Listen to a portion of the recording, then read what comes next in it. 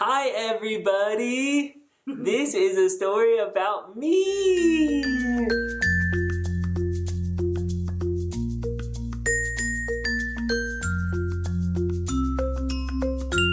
Hi! So lots of people have been asking us since Dorothy came into our lives, what's the story behind it? And we just haven't gotten around to recording it and telling everyone, Well, so... we have. Right. And then the fire happened. So. The fire of 17. Fire of 2017, kids. When you were 1 month old, your mommy and daddy had a house fire. So, we wanted to put together a little video. Instead of trying to message everyone on Instagram and Facebook and answer their questions, we figured we'd just make a little video and tell you our story. Yeah. So where does it start? Back when we were dating. Right. And you weren't even a twinkle in your mother's eye. We were on tour with the BYU Young Ambassadors in South Africa, and we fell in love there, and we went to a lot of different orphanages, and I think that's kind of where the seed of adoption was planted in our hearts, where we kind of knew that adoption was going to be a part of our lives from the very, very beginning, before we were even married. For sure. And so fast forward a few years, we're married now, and... We are married now. We're married for not almost 6 years. Yep. And we decided, hey, it's probably time we should think about starting a family. Yeah. And so... This was like, what, 2 years ago, maybe? Yeah. We finally decided that we wanted to start trying, and so we did, and the first month, we took a pregnancy test and got the video camera out, and we were like, oh my gosh, I thought for sure I was pregnant, and then we weren't. We just have this assumption that you try to get pregnant and you just get pregnant, and it's as easy as that. Which it is for some people, but for some people not so much. Anyway, so we just we didn't stress about it too much. We waited a year, and then I ended up going to the doctor to see if anything was wrong. So we tried for a year without, doing anything special. We went to the doctor after a year, and we got Derek tested, and we got me tested, just generally. And the doc said that nothing was wrong with Derek, nothing was wrong with me, and that the next step would be to start taking Clomid. And we were like, oh, not yet. We're not ready for that yet. Right. And we don't have anything against taking those measures in order to have children. For sure. But not that you're saying that, but for us, as soon as the doctor said, okay, let's take these pills and help you get pregnant, we were just like, that for some reason doesn't feel right for us right now. Yeah, originally it was okay, that's the next step. We'll talk about it and figure it out in a couple months or whatever. And then a couple months roll around, and everybody's asking so what's going on? What's going on? Are you guys, still trying? What are you doing? Yeah, have you started taking Clomid or anything like that? And it just never felt hesitant for some reason. Right, and every month it was okay, we should try this month. We should go get Clomid. But it just never. It was always just felt off. So not right. Yeah, it was about that time that we started seriously thinking about adoption, right now. It was during the summer, at the beginning of the summer, when all of the crazy stuff is happening. Yeah, we were super busy, but Whitley started looking into international adoption, first of all from the Philippines, where I served my mission. We'd just been on this amazing trip there and felt inspired that maybe we might adopt a Filipino kid. And come to find out, you have to be 27 in order to adopt from the Philippines. Whitley is only 26, so... That was a fatal blow. Dream crushed. I was super sad about that. So we're this isn't supposed to happen for us anymore, which is we stupid. could do it when we were 27, but we didn't want to wait that long to start actively pursuing adoption. So we started reaching out to people that we know that had been through the adoption process and had some knowledge on the situation, and specifically one friend that I don't even remember this happening, but I guess Whitley or I think you mentioned it to her that we were interested in adopting. She had just adopted a little boy, and just kind of in passing said, yeah, we were thinking about adoption as well. Yeah. And then And then nothing. And then So here's the secret. If you want to adopt a baby, Just tell a few people. Anyway, so it was July or something like that, and we were doing our workshops, our musical theater workshops, summer workshops, and I got a text from our friend that said, "Hey, there is this mother who's looking to place her baby for adoption. Is it all right if I send over your social media accounts?" And Derek had my phone at the time. This is totally out of the blue because I didn't even know that we were in like serious discussion about it. I didn't know, and we didn't. Neither of us knew. Yeah. It was just kind of this thing that we had thrown into a conversation at one point. So when that happened, we were like, sure? Yeah. Because first of all, this is not how adoption happens. So like, no pressure. We're going to send you your social media accounts, but there's no way this is going to actually come to fruition. Right. Yeah. So I got the text, and then Derek, he had my phone at the time, and he showed it to me, and then we like didn't talk about it until no. After the workshop of that day had been over. They were like, Jesse and Jay sent our social media accounts to some family. And we were like, huh, interesting. Didn't think anything of it. And then what happened? Then she gets back to us later that day and says, well, this family really likes you and would like to get to know you more. Could you write a letter kind of about yourselves, tell them about yourselves? Send in some pictures or something? Yeah. And at this point, again, we hadn't done anything. Oh, no, are you sad? I think she's ready for night. Okay. You're ready for night. To be continued. We're going to talk more about you later, okay? Say good night. I'm slobbery mess, baby.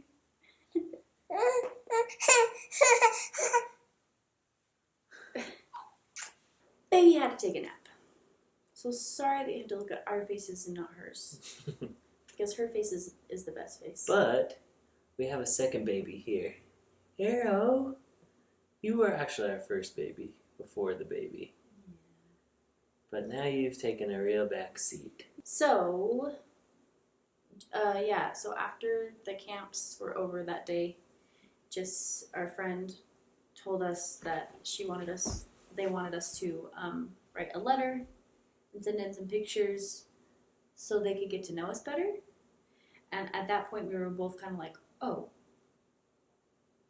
they're like actually considering us, like whoever these people are actually like considering us, right? And so we went to lunch and kind of like talked about it, and it was still super unrealistic. Then we came home, and all of his family was there up at Pickleville, and we had to kind of tune ourselves out, and he started writing this letter, and I started sending in, getting pictures ready of like my family and his family and us together and stuff that, we had done together and who we are. And we sent it in, and then... Long story short, that was basically it. Yeah. Right? So we send in our letter, send in these photos, and then we're in contact with this person who is friends of the birth mom, and we're texting every once in a while and saying, so what's going on? What's the news? At this point, we think the baby's due in 2 weeks from that time, right? Yeah. So we're like, we probably should know if this is happening so that we could start preparing, if the baby's going to come in 2 weeks. Yeah, in the middle of that waiting period, we found out she was going to be born in 6 weeks, not 2 weeks. Right. So, we're not hearing much. She's just tells us that they're still considering their options and deciding what to do. And so we kind of put it in the back of our mind. We're like, it was just so unrealistic. This is not your traditional adoption story. No. People wait for years, and then they try for years. They do all this work, and we're just over here like, sure, we might adopt a child. Yeah. So I mean, we hadn't like gone through an agency. We hadn't done any of the lawyer stuff. We didn't do any of like the social worker stuff. So we were not prepared. We hadn't done any of our part whatsoever to like put ourselves in a position where we were ready to adopt a child. Yeah. The fact that it happened the way that it did was a pure miracle. Yeah. So get how crazy this is. The friend that we told that we were interested in adopting is a family friend of a lady named Debbie. Debbie's husband works with a lady who is the mom of Dorothy's birth mom. So, got that? So that's the crazy connection of who knew who. But another crazy part of the story is like our friend and Debbie aren't really that close. So Debbie didn't even know that our friend Jess had already adopted a baby. But as soon as she heard from her husband that this family was trying to place their baby for adoption, she said, go tell that lady that I have somebody for them. And in her mind, she was thinking of our friend Jess. And so she called Jess and said, I have this family that's looking to adopt. And you immediately came to my mind. And Jess said, oh, well, we just barely adopted a new baby boy. We're not, ready for that yet. But I have somebody that, I have a name that I can give you. And that's how that happened, which is crazy. So we're sitting there. Well, we wake up one morning, a couple weeks later, right? At 12, like we normally do. And I have a voicemail on my phone, and I don't even have Debbie's number saved in my phone, so it's just a random voicemail. And I listen to the first few words, and it says something like, well, I'll just let you listen to it. But I listen to the first few words, and I immediately turn it off because I'm like, I think this might be a message that Whitley and I should listen to at the same time. Yeah, so he stopped it, and I remember he put it by his chest, and he looked at me like, and this is how unrealistic it was. At that point, we were looking into buying another house, and I thought we got the call that they said they lowered the price and that they were going to offer us this house. So that's how unrealistic it was that we were going to adopt this baby. So we'll take you back to when we tried to record this video a couple months ago and let you listen to the message that we got that morning. So here it is. Hi, Derek. This is Debbie Stilker calling. I'm the one that's been talking to you about the baby. So I really need to talk to you today. I don't want to tell you this over the answering machine, but I will tell you. They have decided to, for sure, adopt. They want you to adopt the little girl. So I am going to put you in direct contact with them. So what they're going to do is they just want to just talk to you guys now and get to know you.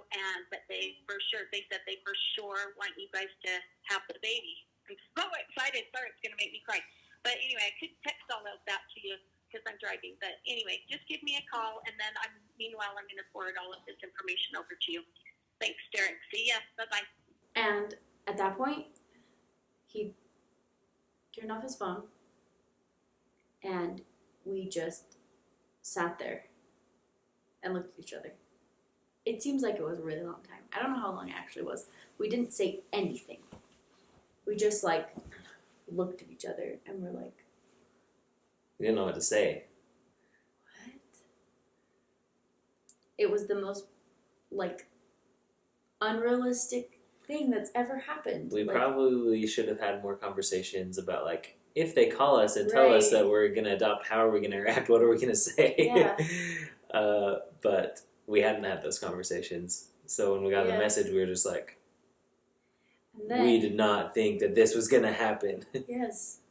And then we started laughing, uncontrollably laughing. No words. Again, no words had been said. We just started laughing our heads off. And then that laughter quickly turned into tears. And we're just there sobbing. And then we went and got pancakes. We called Debbie back and said, yes, give them our information. Whatever we need to do, we're on board. And, this baby was due a month from then. I mean, when you think about the way that last, month or whatever went before we found out about her is just so crazy to think the people that were in our lives and the way that it happened. Like Brooke and Gabe, but those are the people that helped us, and they were a huge instrumental part in our story. It was just like one miracle after another, some bigger than others, but Yes. like just a series of miracles that led to us adopting Dorothy. Like Brooke and Gabe were the people that we were possibly buying a house from, and they came into our lives right. They happened to Right. have 3 adopted kids Yeah, and all right this before, information about yeah. adoption. And They were the first people that we told too. so let's count the miracles. Something we didn't talk about, but before all this, just all the little things that had happened in our lives that had started to prepare us mentally to be able to say yes to this decision and like want to do this. So like the South Africa experiences, all the other orphanages we had been to, meeting Brooke and Gabe, all these book recommendations that people have been giving us. Like Yes. every book that we've been reading for the last 6 months somehow had like movies. themes towards adoption, and we're Yes, just like, and what's movies. happening? And deciding not to take Clomid, who knows what would have happened if we would have, And then just flippantly kind of throwing it out to Jess that we were interested in adoption, and then her and then Debbie, random connection to yes. Debbie. Debbie's feeling that she was supposed to go tell her coworker that she had someone that was going to adopt a baby, and then just like it fell into our laps. We are undeserving. We didn't put in the time, effort, struggle that most people do to qualify for this wonderful blessing, but for some reason we were chosen and could not be more grateful and blessed. I think it's a testament to the fact that she is ours. She was always meant to be ours. There's no denying that she is ours, It was a interesting way that she came to us. Yeah. But no matter what, she was coming to us in whatever way. So Dorothy, when you watch this someday in 20 years, we love you. We always loved you, and we can't imagine what life would be like without you in our lives, and know that you are always, always, always meant to be part of our family. So hopefully you love us back.